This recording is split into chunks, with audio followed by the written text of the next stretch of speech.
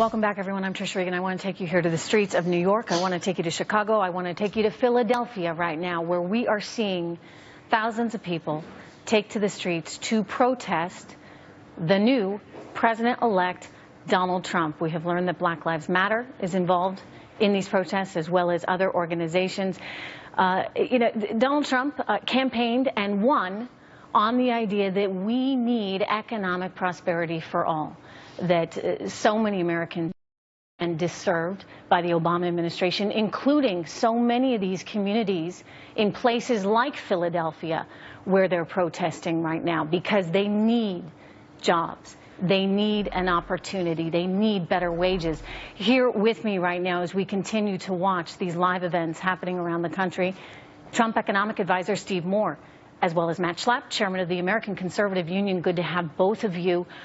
Steve, what do you think is going to unfold tonight?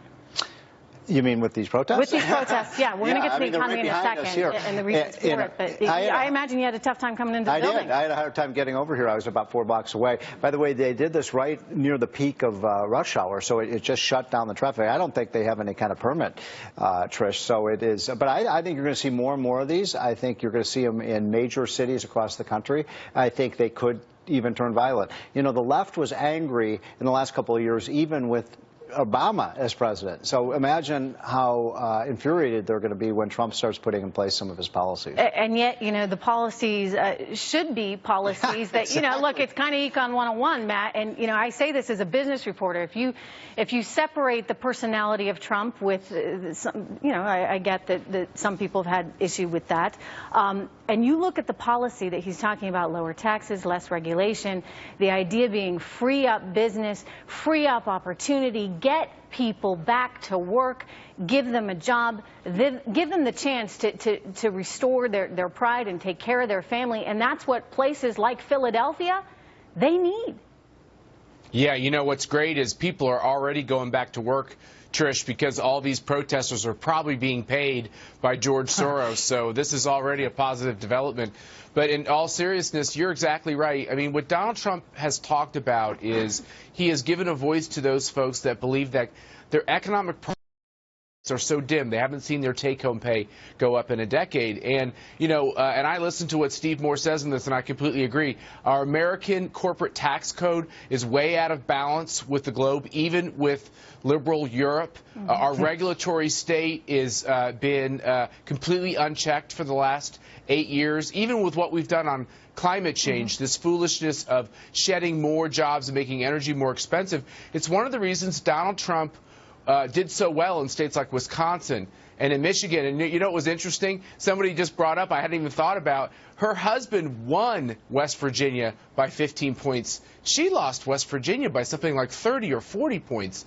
You know, it was a landslide. And that is because the voters have had enough of us shedding jobs needlessly. Matt, let me just add one thing to what Matt said about these protesters out here, because, you know, I think, guys, that when you look at, most of these are millennials. These are young people. They're maybe between 25 and 40 years old.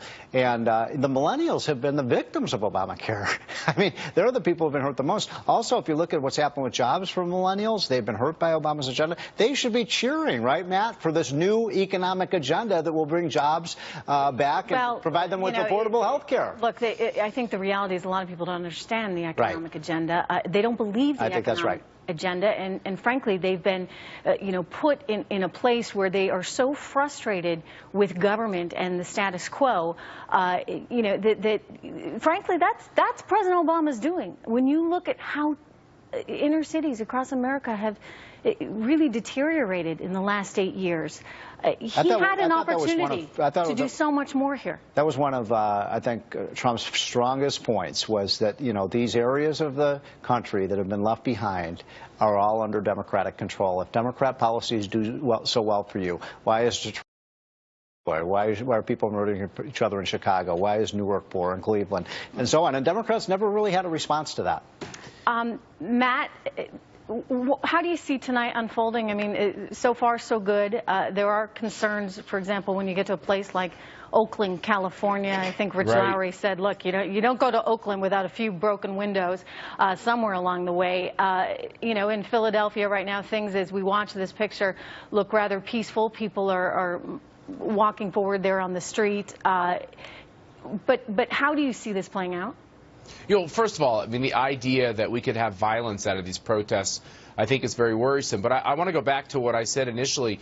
Don't underestimate the fact that this is organized. Don't underestimate the fact that this is orchestrated by the left to try to immediately, as soon as Donald Trump wins this race, to try to make him somehow illegitimate. This is going to go on throughout the Trump presidency. They will do everything they can to make it look like Donald Trump is losing the American people. And I think your viewers and most people across the country will realize this is not going to be constructive. What we actually need to do is get Congress back to legislating. We need to actually reform our economy. We need to open up our ability to have more investments so we have jobs and our companies can grow and not move to Europe. So what is it you think they want? I've been asking this question. As we look at these people there on the streets, what is it that they want tonight?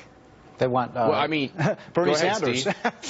Right. Yeah, I think that ship has sailed. I think Bernie. I think they want a redo. Yeah. They want a redo, Trish, and they're not going to get it. You know what? That would threaten the entire democratic process.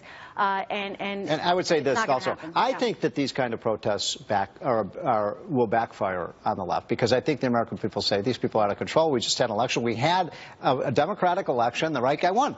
So I mean. All right, we're going to continue watching.